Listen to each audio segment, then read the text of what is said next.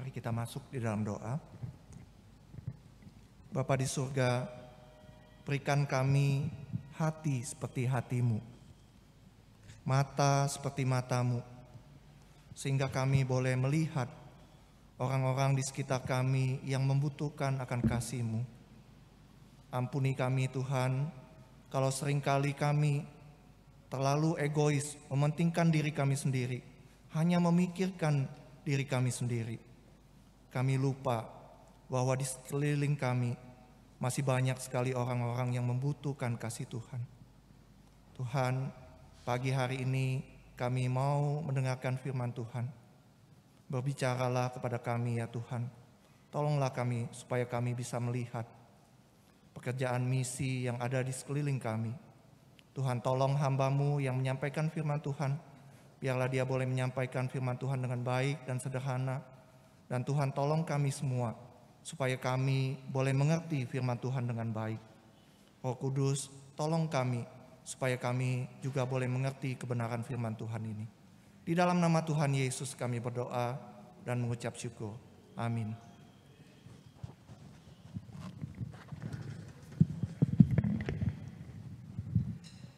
Shalom, selamat pagi Bapak Ibu. Ya, mungkin Bapak Ibu bisa melihat hari ini ada sedikit perbedaan di dalam ibadah kita ya. Yang hari ini, minggu ini adalah minggu kelima. Jadi semua yang melayani adalah anak-anak pemuda kita, pemuda remaja kita ya. Mereka juga adalah bagian dari gereja ini. Dan biarlah mereka, pelayanan mereka boleh dipakai Tuhan juga untuk memberkati Bapak Ibu semua ya. Nah, Bapak Ibu, firman Tuhan hari ini saya ambil dari Yohanes 1 ayat 14 sampai 18. Yohanes 1 ayat 14 sampai 18. Bapak Ibu bisa mengikutinya di layar LCD yang sudah saya siapkan ya. Yohanes 1 ayat 14 sampai 18. Beginilah firman Tuhan. Firman itu telah menjadi manusia dan diam di antara kita, dan kita telah melihat kemuliaannya, yaitu kemuliaan yang diberikan kepadanya sebagai anak tunggal Bapa, penuh anugerah dan kebenaran. Yohanes memberi kesaksian tentang dia dan berseru, katanya, inilah dia yang kumaksudkan ketika aku berkata, kemudian daripadaku akan datang dia yang telah mendahului aku, sebab dia telah ada sebelum aku. Karena dari kepenuhannya kita semua telah menerima anugerah demi anugerah. Sebab hukum Taurat diberikan oleh Musa, tetapi anugerah dan kebenaran datang oleh Yesus Kristus. Tidak seorang pun yang pernah melihat Allah, tetapi anak tunggal Allah yang ada di pangkuan Bapa, dialah yang menyatakannya.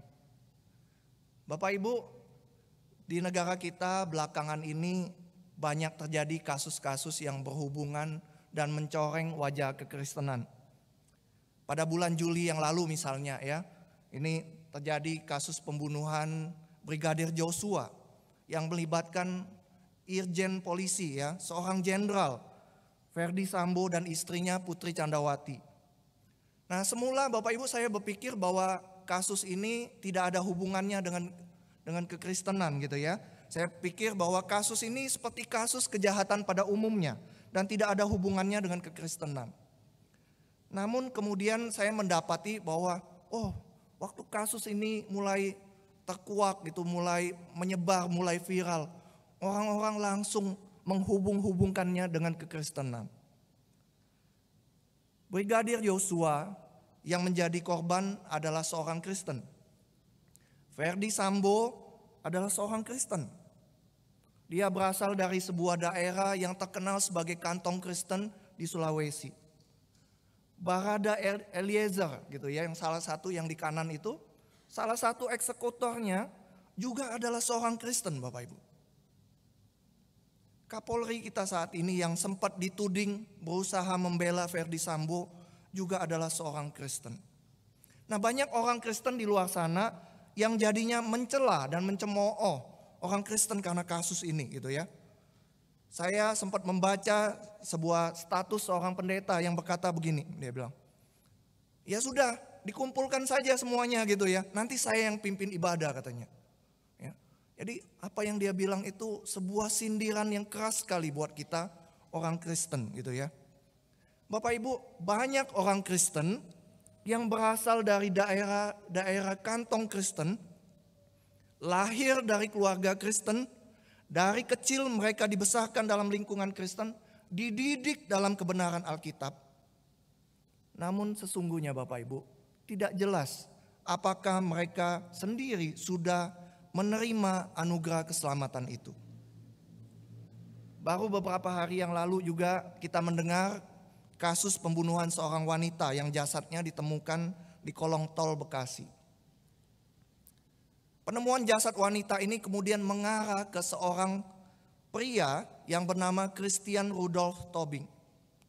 Nah Bapak Ibu, Christian Rudolph Tobing ini adalah seorang pendeta muda di sebuah gereja di kota Bogor.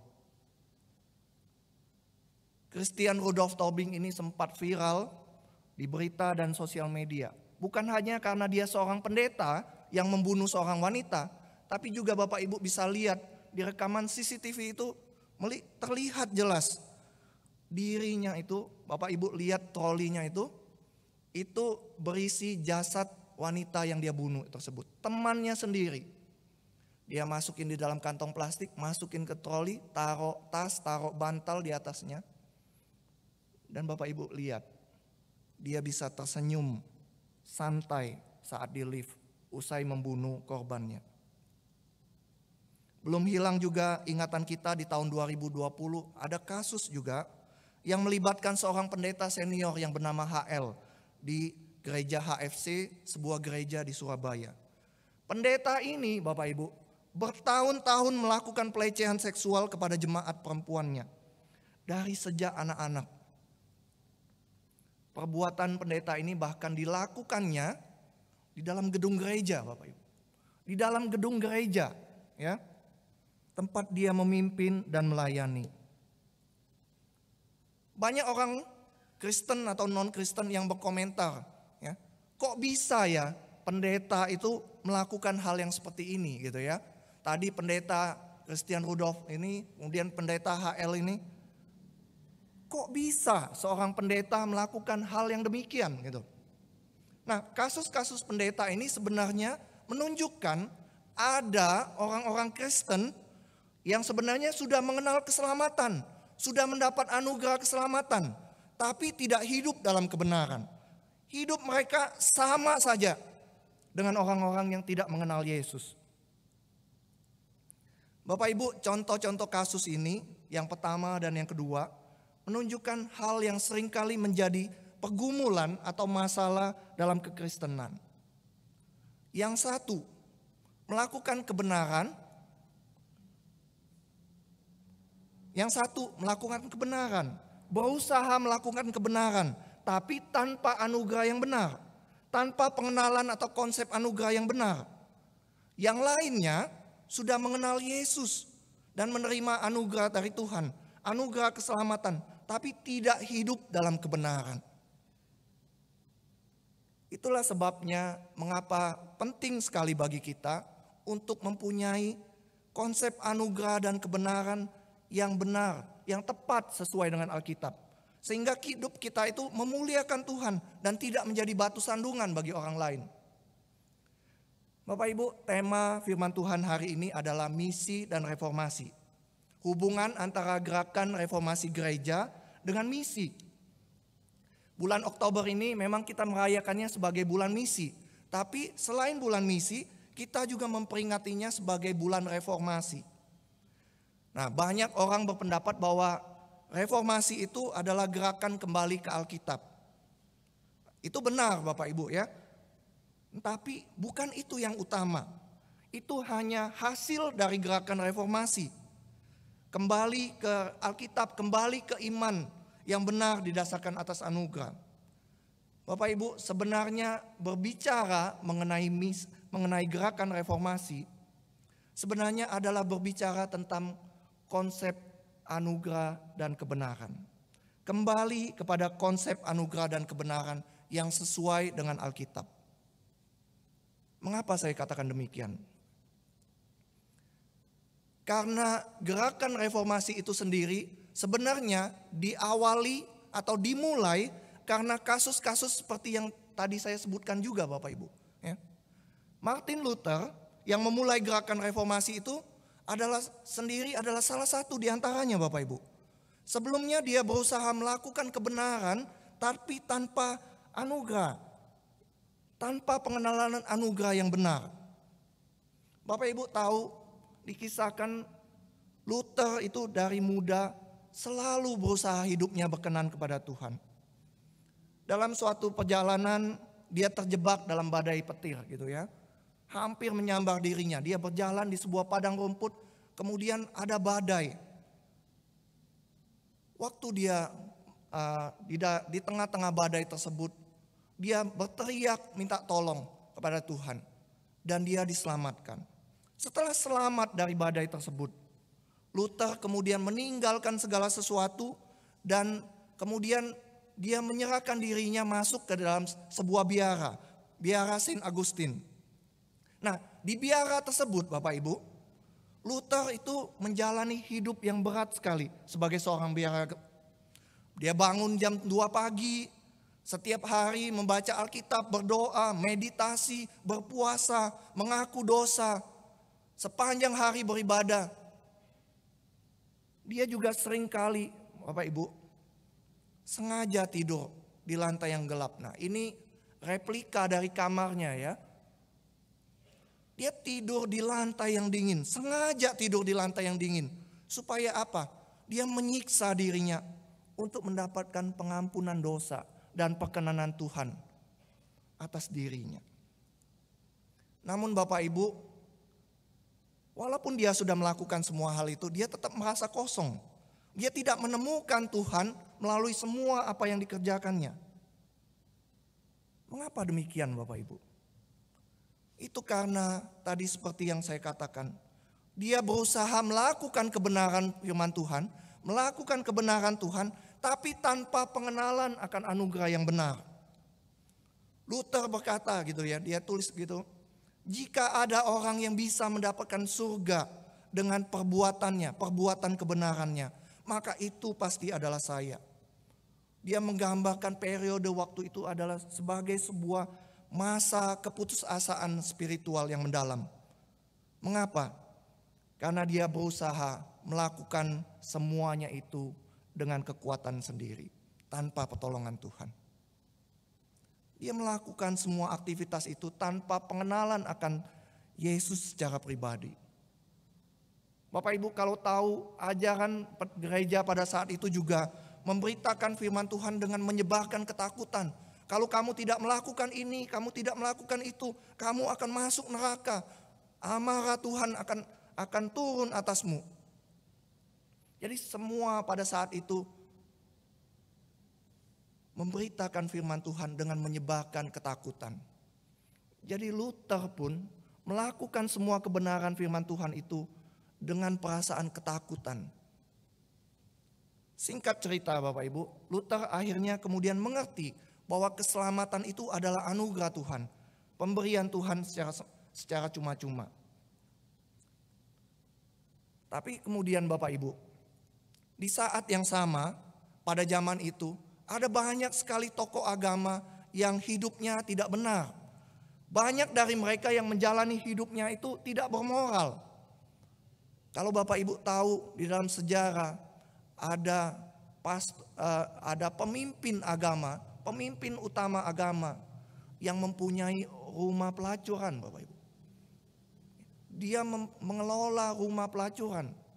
Seorang pemimpin agama utama pada saat itu. Banyak pemimpin politik yang membuat kebijakan kontroversial, mengatasnamakan agama.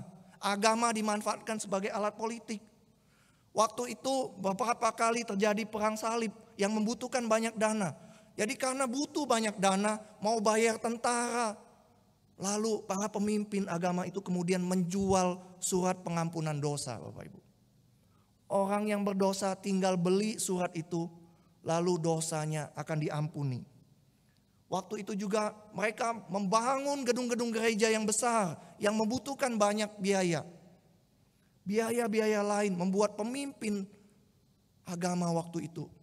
Mengusahakan segala cara untuk mendapatkan dana itu. Bapak Ibu, mereka sebenarnya adalah orang-orang Kristen yang tahu dan mengerti tentang anugerah Tuhan, tapi tidak hidup dalam kebenaran. Bapak Ibu, oleh karena itu saya katakan bahwa reformasi adalah tentang kembali kepada konsep anugerah dan kebenaran yang tepat. Reformasi juga tetap relevan bagi kita saat ini. Mengapa demikian? Karena setiap saat, setiap masa akan ada selalu orang-orang yang berusaha melakukan kebenaran tanpa anugerah. Lalu sebaliknya, ada orang-orang yang sudah mengenal anugerah Tuhan tapi tidak hidup dalam kebenaran. Bapak Ibu, perikop yang kita baca tadi mengatakan bahwa Yesus adalah firman yang telah menjadi manusia dan diam di antara kita. Dan kita telah melihat kemuliaannya sebagai anak tunggal Bapa, penuh anugerah dan kebenaran. Bapak Ibu, Yesus itu adalah tokoh yang penuh anugerah sekaligus penuh kebenaran. Orang-orang berdosa pada saat itu, pemungut cukai, perempuan sundal datang kepada Yesus. Bukan karena Yesus itu sama seperti mereka. Bukan, Bapak Ibu. Mereka tidak datang kepada Yesus karena Yesus adalah salah satu orang dari bagian dari mereka. Tidak, Bapak Ibu. Tapi mereka datang kepada Yesus karena Yesus berbeda dari orang lain. Mereka datang justru karena Yesus berbeda dengan yang lain.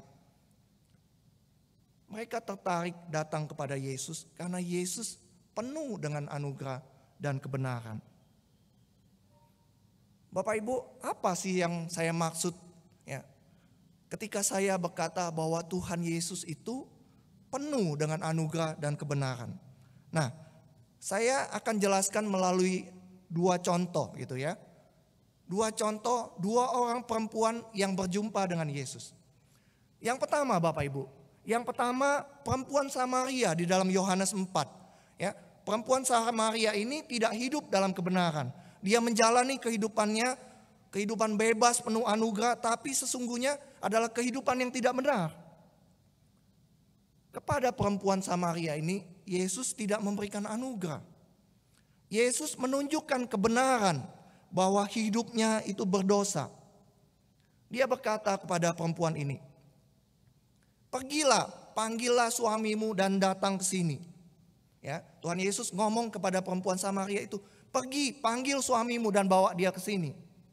Lalu perempuan itu menjawab, "Aku tidak punya suami." Kata Yesus kepadanya, "Tepat katamu bahwa engkau tidak punya suami, sebab engkau sudah punya 5 suami. Dan yang ada padamu sekarang bukanlah suamimu." Yesus mau menunjukkan kepada dia bahwa hidup kawin cerai dengan 5 orang suami, kumpul kebo dengan pria yang bukan suaminya, itu adalah kehidupan yang tidak benar. Bapak Ibu, Yesus tidak menoleransi perbuatannya. Yesus tidak memberikan anugerah. Dia tidak memberikan anugerah sebelum perempuan Samaria itu menyadari perbuatan dosanya. Ya. Jadi dia tidak berkata, dia tidak mengampuni perempuan Samaria itu terlebih dahulu. Tapi dia menunjukkan kepada perempuan Samaria itu, kamu berdosa. Mengapa demikian? Karena perempuan tersebut tidak tahu bahwa hidupnya berdosa. Namun berbeda Bapak Ibu dengan perempuan yang kedua. Ya. Perempuan lain yang dicatat di dalam Yohanes 8, ya. Nah, Bapak Ibu perhatikan kedua kisah ini dicatat di dalam Yohanes, sama seperti ayat yang saya bacakan tadi ya, yang berkata bahwa Yesus itu penuh anugerah dan kebenaran. Kedua kisah perempuan ini dua-duanya dicatat di dalam kitab Yohanes, Bapak Ibu. Nah, mengapa demikian? Karena Yohanes mengerti bahwa Yesus itu adalah firman yang telah menjadi manusia, yang penuh dengan anugerah dan kebenaran. Yohanes mencatat, ahli-ahli Taurat dan orang-orang Farisi membawa kepada Yesus seorang perempuan yang kedapatan berbuat zina. Bapak Ibu tahu kalau seseorang di zaman itu kedapatan berbuat zina, apa yang terjadi dengan dia? Dia akan dirajam sampai mati, Bapak Ibu. Ya. Mereka menempatkan perempuan itu di tengah-tengah dan meminta Yesus untuk menjatuhkan hukuman kepada perempuan tersebut. Mereka seakan-akan meminta izin kepada Yesus untuk memulai merajam perempuan yang kedapatan berbuat zina tersebut. Namun Bapak Ibu sudah tahu kan apa yang dilakukan Tuhan Yesus. Tuhan Yesus tidak menghukum perempuan tersebut. Tuhan Yesus malah mengatakan, barang siapa di antara kamu tidak berdosa, hendaklah ia yang pertama melemparkan batu kepada perempuan itu. Ketika semua orang pergi karena sadar bahwa mereka semua adalah orang berdosa, Yesus berkata lagi kepada perempuan itu, hai perempuan, di manakah mereka? Tidak adakah seorang yang menghukum engkau? Jawabnya, tidak ada Tuhan. Lalu kata Tuhan Yesus, aku tidak akan menghukum engkau. Pergilah dan jangan berbuat dosa lagi mulai dari sekarang. Bapak Ibu, Yesus tidak menghukum perempuan tersebut karena perempuan tersebut sudah tahu tentang kebenaran. Dia tahu tentang kebenaran dan dia sedang menghadapi konsekuensi dari perbuatan dosanya. Dia tahu kebenarannya bahwa dia itu adalah orang yang berdosa dan dia sedang menghadapi konsekuensinya. Dia akan dirajam sampai mati. Bapak Ibu bisa melihatnya bukan? Kepada orang yang sudah mengetahui kebenaran, Tuhan Yesus tidak lagi menunjukkan kebenaran dan menjatuhkan penghakiman atau hukuman. Tapi Tuhan Yesus memberikan anugerah, mengampuni perempuan tersebut. Dia tidak lagi menghukum perempuan tersebut. Itulah yang dimaksud Yohanes ketika dia berkata, Yesus itu penuh anugerah dan penuh kebenaran. Yesus memberikan anugerah dan kebenaran itu secara berimbang, Bapak Ibu. Kepada orang yang tidak tahu bahwa dirinya berdosa, tidak tahu kebenaran bahwa dirinya berdosa, Yesus tidak memberikan anugerah, Bapak Ibu. Dia tidak memberikan pengampunan kepada orang tersebut tanpa orang tersebut tahu dulu bahwa dirinya itu berdosa. Tetapi sebaliknya, Bapak Ibu, orang-orang yang sudah tahu kebenaran bahwa dirinya berdosa, Yesus tidak memberikan penghakiman atau hukuman lagi. Karena orang tersebut sudah tahu. Dia tahu kebenarannya dan dia tidak butuh dihakimi. Dia tidak butuh dihukum lagi. Yang dia butuhkan adalah anugerah, Bapak Ibu. Jadi Bapak Ibu bisa lihat ya, Tuhan Yesus itu adalah sosok yang penuh anugerah dan kebenaran. Orang yang tidak mengerti kebenaran, dia tidak memberikan anugerah. Dia tidak memberikan anugerah tanpa orang tersebut tahu terlebih dahulu kebenaran bahwa dirinya berdosa. Kepada orang yang sudah tahu kebenaran bahwa dirinya adalah orang berdosa, Tuhan Yesus tidak menghakimi dia lagi, tidak menghukum dia lagi. Tapi Tuhan Yesus memberikan anugerahnya, mengampuni orang tersebut. Bapak Ibu, lalu apa hubungannya reformasi, yaitu konsep anugerah dan kebenaran tersebut dengan misi, Bapak Ibu? Ya. Nah, Bapak Ibu, banyak orang yang di luar sana juga tidak mengerti tentang konsep anugerah dan kebenaran ini, Bapak Ibu. Ya, mereka tidak tahu bahwa hidupnya berdosa, mereka menjalani hidup bebas, penuh anugerah dan memakainya untuk berbuat dosa. Sebagian lagi, Bapak Ibu, hidupnya hancur. Hancur kenapa? Karena dihakimi, dihukum oleh sesamanya karena perbuatan dosa mereka. Banyak sekali orang-orang di luar sana yang seperti itu, Bapak Ibu. Ya, mereka tidak tahu bahwa hidupnya berdosa, tapi banyak juga orang-orang yang hidupnya hancur karena dihakimi oleh sesamanya. Banyak sekali orang-orang yang seperti ini di luar sana, Bapak Ibu.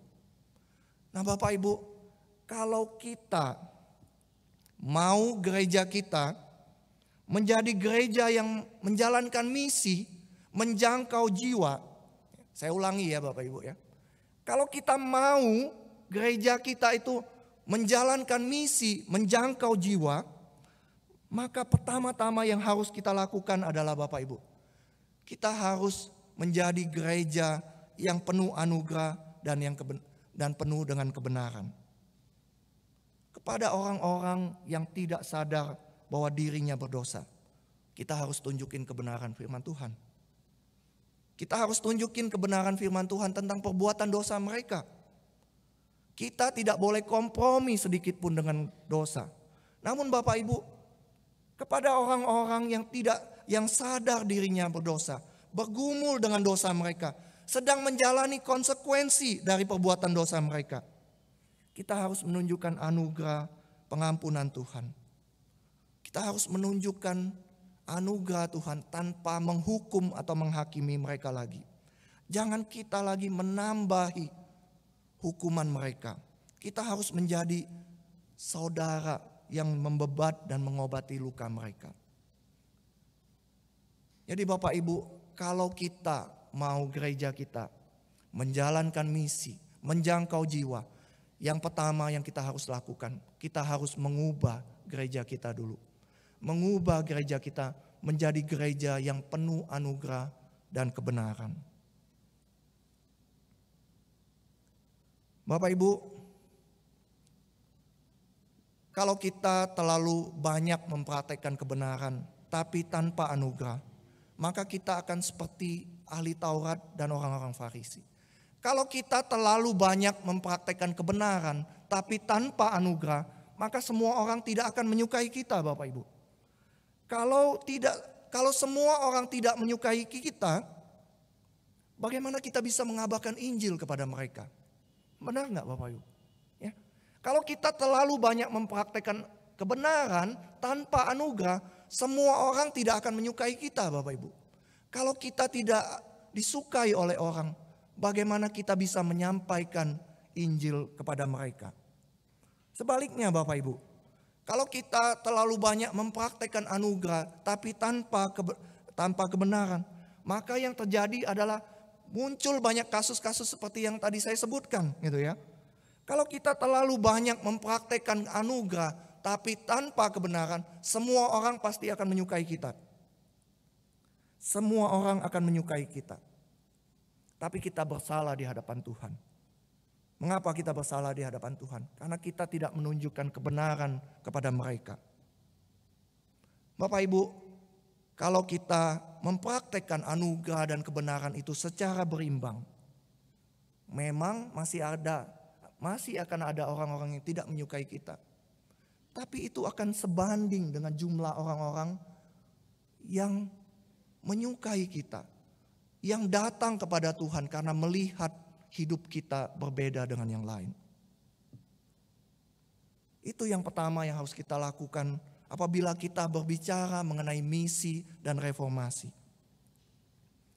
Bapak Ibu, beberapa waktu terakhir ini di doa pagi, ya, saya juga pakai kesempatan ini untuk mengajak Bapak Ibu untuk ikut doa pagi, gitu ya. Nah, di doa pagi kami sedang membahas mengenai berbuah di dalam Kristus.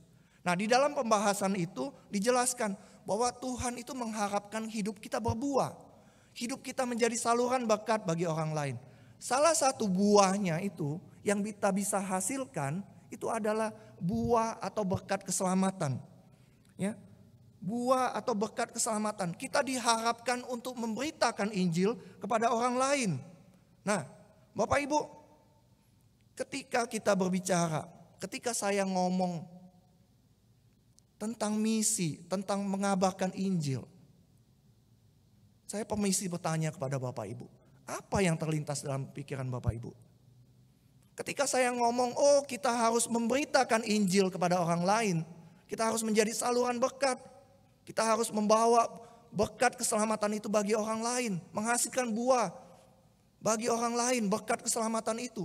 Apa yang dipikirkan di dalam benak Bapak Ibu? Apa yang terpikirkan dalam benak Bapak Ibu? Nah Bapak Ibu, sewaktu mempersiapkan khotbah ini, saya sempat bertanya kepada istri saya. Saya bilang, Lin, kalau saya ngomong tentang misi, apa yang terlintas dalam pikiran kamu ketika berbicara tentang misi, memberitakan Injil kepada orang. Nah, istri saya lalu berkata begini, Bapak Ibu. Dalam pikiran dia bahwa misi itu harus keluar kota, kalau keluar negeri, ke daerah-daerah terpencil gitu ya. Nah, dia juga berkata, sepertinya misi itu bukan buat saya ya, tapi orang lain, orang-orang yang spesial, yang dipanggil Tuhan untuk melakukan misi. Lalu apalagi? Istri saya juga berkata bahwa yang terpikir adalah pekerjaan misi itu sulit. Dia tidak tahu caranya, apa yang harus saya lakukan untuk melakukan pekerjaan misi. Nah, apakah itu juga yang ada di dalam pikiran Bapak Ibu ketika kita mendengar kata mengabarkan Injil, memberitakan Injil? Bapak Ibu, Pendeta Rahmiati minggu-minggu sebelumnya juga sudah menjelaskan kepada kita. Keliru kalau kita berpikir bahwa kalau kita mengabarkan Injil itu kita harus ke Afrika, ya, ke pedalaman gitu, ke Papua. Tempat-tempat yang dikatakan, beliau berkata bahwa tempat-tempat yang dikatakan di Alkitab sebagai ujung bumi itu tidak selalu seperti itu, Bapak Ibu, ya.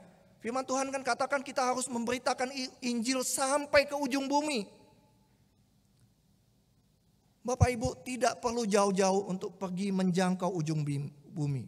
Pendeta Rahmiati kemarin itu berkata bahwa tempat kita saat ini, tempat kita tinggal di Kota Malang ini, sebenarnya adalah ujung bumi bagi orang-orang di Eropa, bagi orang-orang di Amerika, Bapak Ibu. Jadi ketika kita dikatakan firman Tuhan harus memberitakan Injil sampai ke ujung dunia, sebenarnya kita tidak perlu sampai masuk ke dalam pedalaman, tapi kita bisa melakukan pemberitaan Injil di sekitar kita. Bapak Ibu, minggu kemarin Yayasan Garam Budaya menjelaskan bahwa di sekitar kita ini pun, di Jawa Timur ini pun sudah banyak, maksudnya masih banyak suku-suku yang terabaikan, yang belum mengenal Tuhan. Ya.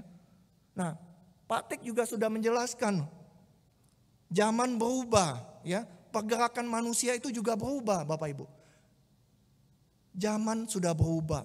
Pekerjaan misi juga sudah berubah, Bapak Ibu. Semakin banyak penduduk desa yang pergi ke kota, atau desa-desa atau kota kecil yang dulunya kecil sekarang menjadi kota besar, Bapak Ibu. Di kota-kota besar ini ada banyak orang yang datang dari berbagai wilayah, dari berbagai suku, datang ke kota mencari penghidupan di kota besar, Bapak Ibu. Kita bisa menginjili orang-orang yang di kota. Pekerjaan misi saat ini sudah berubah. Kalau dulu kita harus menjangkau sampai ke pedalaman-pedalaman. Walaupun itu tetap dilakukan sampai sekarang ya Bapak Ibu. Tapi Bapak Ibu, zaman berubah. Kita harus melihat perubahan zaman itu dan melakukan sesuatu, menyesuaikan diri dengan perubahan zaman itu. Orang-orang yang diinjili di kota besar, kemudian ketika mereka mudik pulang kampung, merekalah yang akan membawa Injil itu ke tempat asal mereka. Merekalah yang akan memberitakan Injil kepada suku-suku mereka sendiri. Bapak Ibu, seorang tokoh yang bernama Christopher Wright mengatakan begini. Ada banyak hambatan dalam melakukan pekerjaan misi. Akan tetapi hambatan yang terbesar adalah justru umat Tuhan itu sendiri. Ya, saya ulangi ya. Ada banyak hambatan di dalam melakukan pekerjaan misi. Tapi hambatan yang terbesar adalah justru umat Allah itu sendiri. Mengapa umat Allah itu tidak melakukan pekerjaan misi? Mereka bukan melakukan pekerjaan misi, malah menjadi hambatan yang terbesar bagi pekerjaan misi. Bapak Ibu, selama beberapa minggu ini ya, kita kalau saya bisa pakai istilah dijejali gitu ya. Dijejali dengan hal-hal yang menyangkut pekerjaan misi gitu. Ya, beberapa minggu ini saya berpikir dan bergumul. Saya lalu menemukan bahwa sebenarnya Umat Allah itu bukannya tidak mau melakukan pekerjaan misi. Mereka bukannya nggak mau mengabarkan Injil. Tapi kebanyakan Bapak Ibu, yang menjadi masalah adalah mereka tidak tahu bagaimana melakukan pekerjaan misi. Hamba-hamba Tuhan mungkin selama ini gagal atau tidak memberi tahu jemaat cara sederhana yang mudah yang bisa dilakukan oleh jemaat. Mengapa istri saya tadi berkata bahwa kalau berbicara tentang misi yang terlintas di dalam dirinya adalah pergi ke Afrika, pergi ke pedalaman. Itu karena kita selalu diajarkan seperti itu. Padahal Bapak Ibu, tadi seperti yang saya katakan, di Jawa Timur ini sendiri pun masih banyak suku-suku yang terabaikan. Daerah kita sekarang ini adalah ujung-ujung dunia bagi orang-orang di tempat lain, Bapak Ibu. Nah Bapak Ibu, banyak metode penginjilan saat ini ya. Ada 4 hukum rohani, ada gitu ya, evangelical explosion, dan metode-metode lainnya. Nah saya tidak sedang mengatakan bahwa metode-metode ini kurang baik atau tidak baik ya. Itu semua adalah metode-metode yang baik untuk menginjili. Nah namun Bapak Ibu, metode-metode seperti ini ya, masih cukup sulit untuk dilakukan Bapak Ibu. Kenapa saya katakan demikian? Karena kalau Bapak Ibu belajar tentang misalnya ya, kita harus menghafalkan dulu dan menyampaikannya sesuai urutan tertentu ya. 4 hukum rohani juga demikian. Kita menghafalkan, oh ini kamu manusia berdosa, oh ini Tuhan Yesus mati, oh ini kamu dipulihkan dan kamu akan mendapat ini. Ada urutan-urutan tertentu yang harus kita hafalkan. Nah, mereka harus menghafalkan dan menyampaikannya sesuai urutan tersebut. Nah sejujurnya Bapak Ibu, itu dulu yang sering saya rasakan. Sampai saya mengerti bahwa sebenarnya ada cara sederhana yang bisa kita lakukan ya. Nah dosen saya mengatakan bahwa metode ini adalah metode BCA gitu ya. BCA ya, bukan Bank Sentral Asia Bapak Ibu ya. Nah tapi sekarang kalau Bapak Ibu ingat BCA, Bapak Ibu harus ingat metode penginjilan BCA ini. Nah apa itu BCA Bapak Ibu? BCA itu singkatan dari before, B-nya before, C-nya conversion, A-nya itu after. BCA itu before, conversion, dan after. Saya dulu pernah menyampaikan bahwa salah satu cara yang paling efektif itu adalah menceritakan kisah hidup kita sendiri Bapak Ibu. Ya. Kita tidak perlu menghafal, kita tidak perlu mengingat-ingatnya terlalu sulit gitu ya. Ini kisah hidup kita sendiri Bapak Ibu. Kita bisa mengabarkan Injil dengan memberitakan kepada orang lain. Ceritakan bagaimana hidup kita dahulu sebelum kenal Tuhan. Kemudian kita ceritakan bagaimana kita bertobat, bagaimana kita bertemu dengan Tuhan. Lalu Bapak Ibu ceritakan bagaimana Tuhan mengubah hidup Bapak Ibu.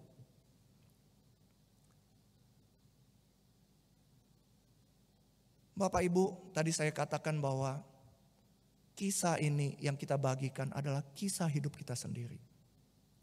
Bukan kisah orang lain, bukan sesuatu yang harus kita hafalkan. Kita mungkin tidak bisa melakukan metode-metode yang seperti saya katakan. Tapi bukankah kita bisa bercerita Bapak Ibu ya? Bercerita tentang pengalaman hidup kita sendiri. Bagaimana hidup kita dulu sebelum kenal Tuhan. Bagaimana kemudian kita berjumpa dengan Tuhan. Bertobat. Kemudian kita ceritakan bagaimana Tuhan mengubah hidup saya sekarang ini. Setelah saya kenal Tuhan.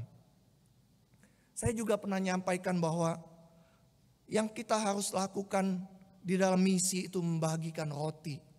Dan roti itu bisa berupa apa saja Bapak Ibu. Roti itu bisa berupa kisah hidup kita tadi. Roti itu bisa berupa senyum, sapaan, ucapan terima kasih. Mungkin kepada pelayan restoran Bapak Ibu. Mungkin kepada tukang sampah. Orang-orang yang terpinggirkan, yang terlupakan. Orang-orang miskin. Roti itu mungkin bisa berupa ajakan pergi ke gereja. Roti itu bisa berupa usaha kita menjemput dan mengantar orang yang baru. Bapak Ibu, kita bisa memberikan roti kita dengan cara apapun yang Tuhan berikan kepada kita. Bapak Ibu, yang kita perlukan adalah kita peka. Ya.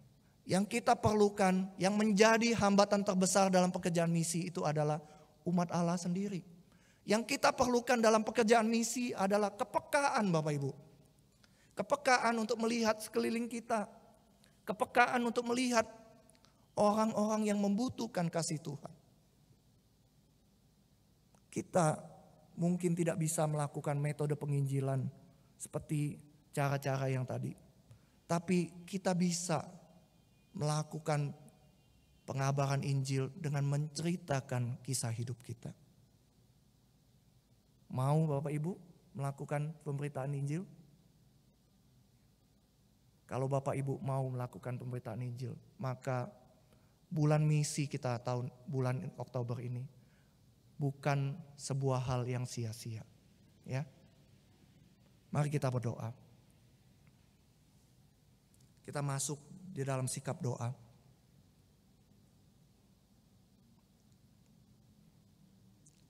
Saya mempersilakan Bapak Ibu untuk berefleksi sebentar di hadapan Tuhan.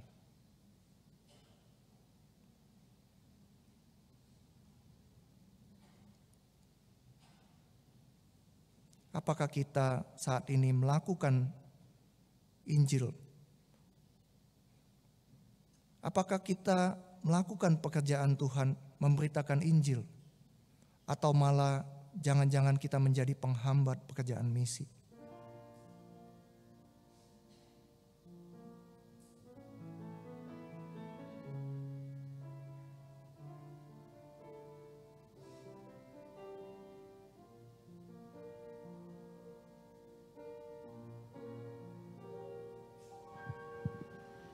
Tak akan pernah ku sesali mengiring Yesus sepanjang hidupku. Lewati lembah air mata, ku saksikan kemuliaan-Mu dinyatakan.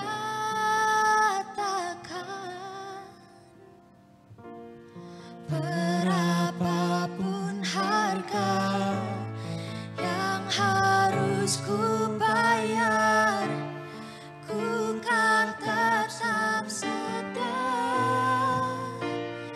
melayani, mengasihi-Mu, mengiring-Mu seumur hidupku. Janji-Mu kan tetap ku pegang teguh sampai ku dapat mahkota kehidupan.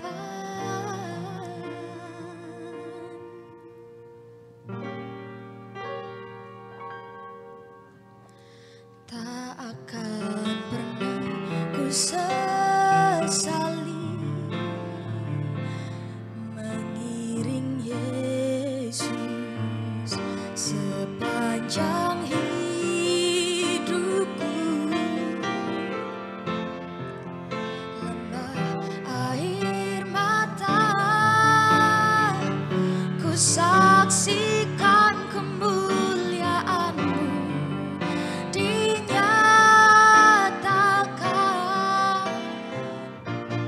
Berapapun harga yang harus ku bayar, ku kan tetap setia melayani, mengasihi-Mu, mengiring-Mu seumur hidupku. Janji-Mu kan tetap ku pegang teguh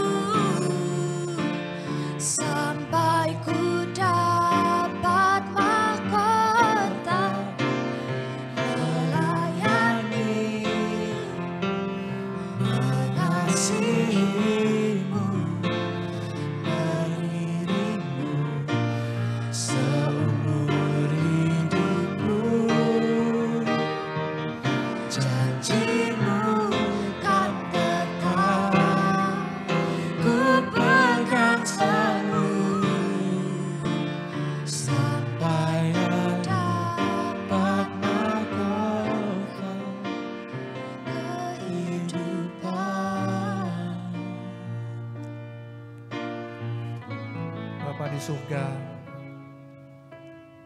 terima kasih Tuhan, kalau bulan ini kami merayakan bulan ini sebagai bulan misi. Kami sudah mendengar banyak firman Tuhan tentang misi. Sekarang saatnya bagi kami untuk melakukan pekerjaan misi itu. Kami tidak pernah menyesali mengiring Yesus seumur hidup. Walaupun kami mungkin melewati lembah air mata, tapi kami bisa melihat kebaikan Tuhan, kemuliaan Tuhan dinyatakan di dalam hidup kami. Dan kami rindu juga ya Tuhan, orang-orang di sekitar kami juga bisa mengalami kasih Tuhan itu. Mereka bisa melihat kasih Tuhan itu di dalam hidup mereka. Tuhan tolong kami ya Tuhan. Berikan kami hati yang peka. Hati yang mau melihat kebutuhan orang-orang di sekitar kami. Kebutuhan yang utama mereka ya Tuhan adalah kebutuhan akan keselamatan. Pakailah mulut bibir kami ya Tuhan. Tolonglah gerakkan hati kami. Bakar hati kami. Penuhi hati kami dengan kasih-Mu ya Tuhan. Sehingga ketika hati kami itu penuh dengan kasih-Mu, kasih-Mu itu meluap-luap keluar. Kasih-Mu itu bisa dirasakan juga oleh orang-orang di sekitar kami. Ampuni kami ya Tuhan, kalau di masa yang lalu kami tidak terlalu peduli. Tapi kami berdoa saat ini ya Tuhan. Roh Kudus, bakar hati kami. Berikan ketidaknyamanan di dalam hati kami ketika kami tidak melakukan pekerjaan misi. Bakar hati kami ya Tuhan, supaya kami, mulut bibir kami tidak putus-putusnya menceritakan kasih dan kebaikan Tuhan di dalam hidup kami kepada orang lain. Dengarlah doa kami ya Tuhan. Doa yang kami alaskan di dalam nama Tuhan Yesus, Juru Selamat kami yang hidup. Kami berdoa. Amin.